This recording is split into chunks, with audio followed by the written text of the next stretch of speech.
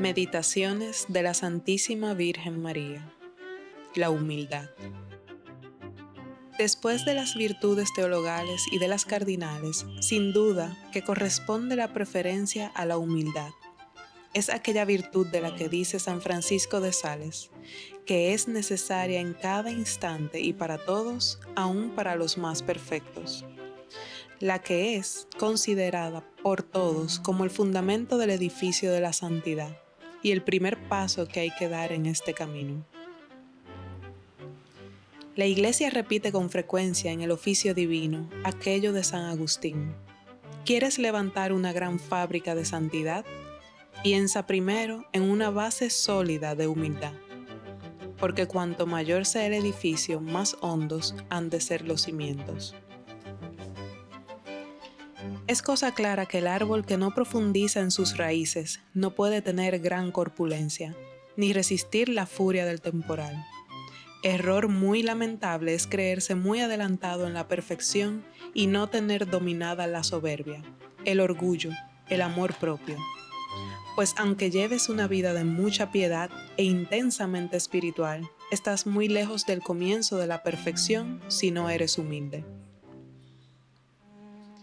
Oye a Santo Tomás que dice que aquel que no es humilde, aunque haga milagros, no es perfecto, porque toda su virtud está falta de solidez.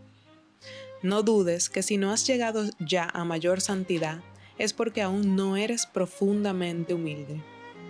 Examínate y verás que es el amor propio maldito el que liga tus alas y no te deja volar a Dios y a las alturas de la perfección. Dios se enamora por completo de las almas humildes y se comunica y se entrega a ellas sin reserva, elevándolas a una altura de santidad, siempre proporcionada a su rebajamiento y a su humildad. Dios resiste a los soberbios y a los humildes da su gracia, dice Santiago. Todo el que se humilla será ensalzado, y el que se ensalza será humillado, según el Evangelio. Repite despacio y vuelve a saborear el Magnificat de la Virgen, en el que tan hermosamente canta ella las excelencias de la humildad.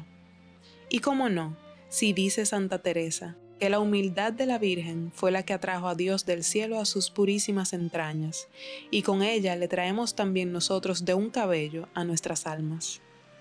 Detente muy despacio a considerar la grandeza de María, su excelencia casi divina, su santidad a nuestros ojos perdiéndose de vista, aquella su pureza, con todo el cortejo de virtudes que la acompañan, etc., y piensa, ¿cuál es el fundamento proporcionado a esa santidad? Si en ella, por ser la obra maestra de Dios, todo es armónico, ¿qué humildad será necesaria para hacer juegos y guardar armonía con aquella celsitud? A la verdad que si Dios, a la vista de su humildad, tanto ensalzó a algunos santos, ¿qué humildad vería en su madre cuando así le engrandeció sobre todos los demás? Extasíate ante la virtud de tu madre y condensa en su humildad toda su santidad, según aquello de San Agustín. Si me preguntas cuál es lo primero y principal para la perfección, te diré, en primer lugar, la humildad. En segundo término, la humildad. Y en último caso, la humildad. No porque se hayan de despreciar las demás virtudes, sino porque teniéndola a ella de veras, se tienen a todas. Pues si la soberbia es madre de todo pecado, la humildad es de toda virtud. Medita esto ante el ejemplo de tu madre. Examínate mucho en esto, avergüénzate y pide. Humildad verdadera. Pero advierte que todo esto se aplica únicamente a la humildad de veras o verdadera, no a la aparente y fingida. ¿Y cuál es la una y la otra? La humildad verdadera es la respuesta sincera a esta doble pregunta: ¿quién es Dios y quién soy yo?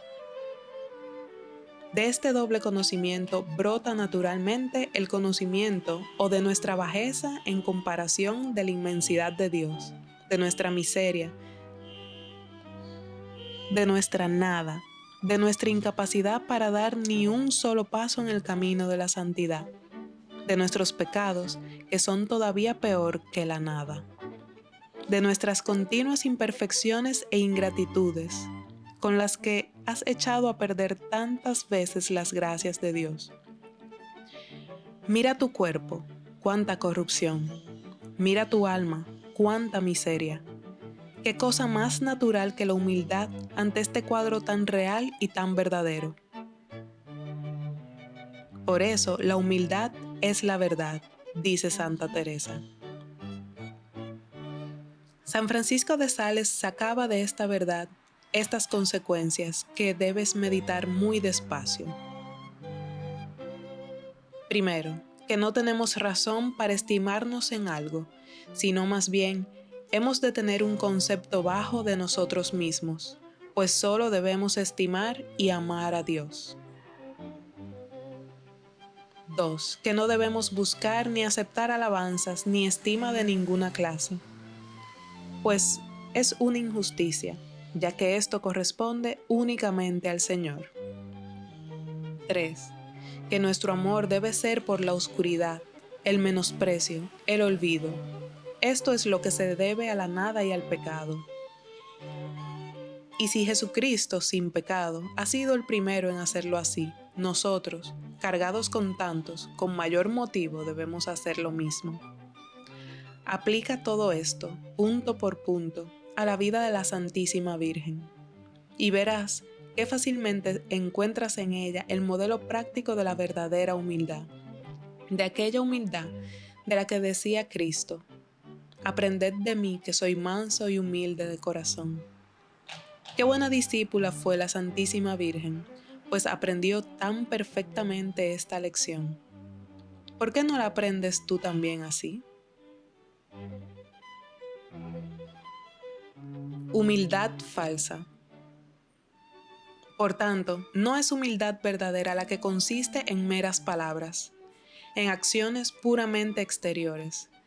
¿Cuántas veces, a pesar de inclinar la cabeza, llevar los ojos bajos, buscar el último lugar, decir bajezas de sí mismo, etc., se junta todo esto con un refinado amor propio, que no sufre la menor contradicción, y menos aún el verse pospuesto, que no cede nunca, que rehúye la sujeción y la obediencia, que no es capaz de sufrir una corrección de un superior o un aviso saludable de una buena amistad, que no sabe llevar una injuria o un desprecio, que siempre anda con comparaciones o exigencias dictadas por la envidia, para no consentir preferencias de ninguna clase.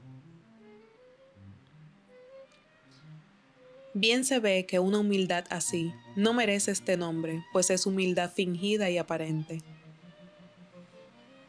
puramente externa, que no brota de un corazón humilde de verdad. También es falsa humildad la que no quiere reconocer las gracias que ha recibido de Dios y cree que el pensar en eso es gran soberbia. Qué distinta fue la humildad de María, cuando no dudó en publicar que había recibido cosas muy grandes del Señor, y que por ellas la llamarían bienaventurada todas las generaciones. Pero de ahí no sacaba otra conclusión, sino la de la gloria, alabanza y agradecimiento al Señor. Reconocer no para envanecerse de lo que se tenga, sino para más alabar, servir y amar a Dios. Esta es la verdadera humildad. En fin, es pésima humildad la que, considerando su bajeza y su miseria, deduce como fruto práctico de ella el desaliento, la desilusión y el abatimiento. La fórmula de la humildad verdadera es: yo por mí nada soy, nada puedo, pero todo lo puedo en aquel que me conforta. Todo, luego no hay nada imposible, ni siquiera la santidad para el verdadero humilde. Pide a la Santísima Virgen luces para distinguir y conocer bien estas dos humildades y que, huyendo de la falsa, con su ayuda te afiances bien en la verdadera. El verdadero conocimiento. Como la humildad es la verdad, se funda en la verdad y es fuente de verdad. Por ello, es ella la que nos da nuestro verdadero y exacto conocimiento. Mira qué bien se conocía a sí misma la Santísima Virgen. Nadie había recibido de Dios más gracias y privilegios más extraordinarios que ella, inmaculada en su concepción, llena de gracia, por lo mismo desde su primer instante más santa que todos los ángeles y santos juntos, Reina del cielo y corredentora de los hombres, la bendita entre todas las mujeres, en fin, con el título único que todo lo resumía, Madre de Dios. Así se veía María, así se conocía a sí misma, y no obstante, mírala, qué humildísima siempre. Sabía que toda esta grandeza estaba en ella, pero que no era de ella, todo era de Dios. Todo era porque se había dignado mirar el Señor a su esclavita con ojos de misericordia, como lo cantó en su Magnificat. Todo lo atribuía a Dios, tenía una conciencia perfecta de su nada, y así se consideraba delante de Dios, como la misma nada, como la última de sus criaturas, como la más indigna de las esclavas que le sirven. Así adoraba ella a Dios, así se anonadaba ante Él, así se sometía en todo y siempre a su divina voluntad. Así estaba toda la vida recibiendo y practicando su fórmula sublime de humildad, el programa de vida del verdadero humilde. He aquí la esclava del Señor, hágase en mí según tu palabra. Y como ella tenía este conocimiento profundo de sí misma, y obraba siempre con esta conciencia y persuasión de su nada, así aparecía también ante los demás. Es reina de los ángeles, pero no lo demuestra. ¿Con qué reverencia les trata? Ven ellos a los servidores fieles de Dios, a sus emisarios y embajadores, y así se humilla ante ellos. La disgusta y la turba verse reverenciada y alabada por ellos. Así trata también con los hombres. Fíjate especialmente en su porte humilde y respetuoso para con sus padres, para con los sacerdotes, para con sus superiores, para con San José, en fin, para con todas aquellas aldeanitas de Nazaret. Mira cómo vive exactamente igual que una de ellas, como la humilde esposa de un humilde carpintero, y tan convencida estaba de que lo era en sí misma, que no aspiraba a otra cosa, creyendo que no tenía derecho a otro género de vida, sino más bien contentísima con su suerte, y con eso era la reina del cielo. ¿Qué ejemplo, qué lección para nosotros? Haz aplicaciones prácticas a tu vida, compárate con la Virgen, en alguno de los casos que tú perfectamente conoces de tu vida, y verás así claramente tu soberbia, tu amor propio, tu orgullo refinado, tu falta de humildad y por lo mismo tu falta de conocimiento verdadero de ti mismo. La verdadera grandeza. Y ahora medita en la grandeza que brota de la humildad. Esta es la única que merece este nombre. Todas las demás grandezas son mentira. Nunca es el hombre más grande que de rodillas, esto es, que cuando se humilla y se hunde en el polvo de su miseria. Así se hundió el publicano del Evangelio y se hizo un santo. Así se hundió San Pedro en su humilde arrepentimiento y mereció ser levantado a la altura del primer papa. Así, sobre todos los santos y sobre todas las criaturas, se hundió la Santísima Virgen al confesarse públicamente esclava del Señor, y fue elevada a la dignidad de Madre de Dios. Qué grandeza más verdadera la de la humildad delante de Dios y hasta delante de los hombres. Recuerda a Luzbel en el cielo, a Adán en el paraíso, y te convencerás de que no solo no conduce a ninguna grandeza la soberbia, sino que hace más terrible y espantosa la caída. Una vez los hombres quisieron hacerse famosos y levantaron una torre que llegase hasta el cielo para desafiar el poder de Dios y hacer casi imposibles los castigos de su justicia. Y lo único que hicieron fue el ridículo más espantoso, hacerse dignos de desprecio y de las burlas de todas las generaciones. Compara ahora con esta la conducta de María, que no quiere pasar de la condición de sierva y esclava, pero no de palabra, sino de veras quiere ser tenida como tal y vivir siempre así. Y Dios la ensalza tanto, que también ella excitará la atención de todas las generaciones, pero para admirarla y bendecirla sin cesar. Qué bien cumple Dios su palabra. El que se humillare será ensalzado. De la nada creó al mundo y sacó todas las cosas. Y no parece sino que ahora también quiere sacar de nuestra nada toda nuestra grandeza. Por eso exige como condición indispensable para hacernos grandes y santos, que tengamos ante nuestros ojos siempre la nada.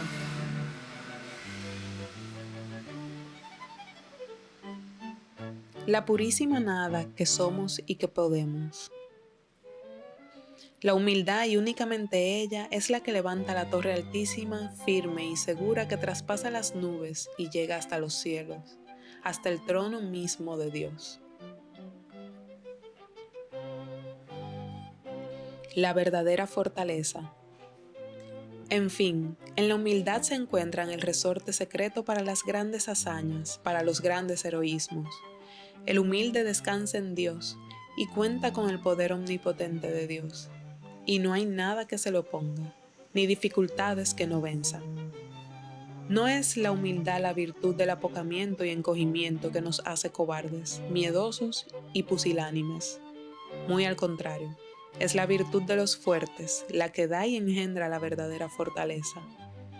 Todo su valor varonil y su gran energía y decisión en obrar hemos dicho que sacó la Virgen de su fortaleza. Pero esta fortaleza fue fruto precioso de su profunda humildad.